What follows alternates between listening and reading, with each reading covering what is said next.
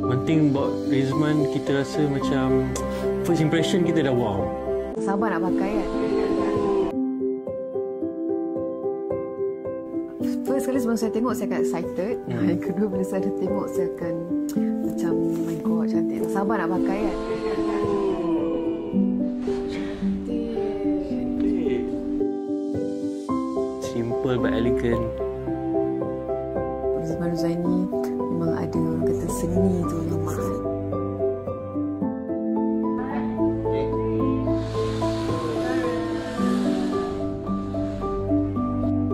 Penting buat Rizman, kita rasa macam first impression kita dah wow. Kita rasa berbesar hati lah dapat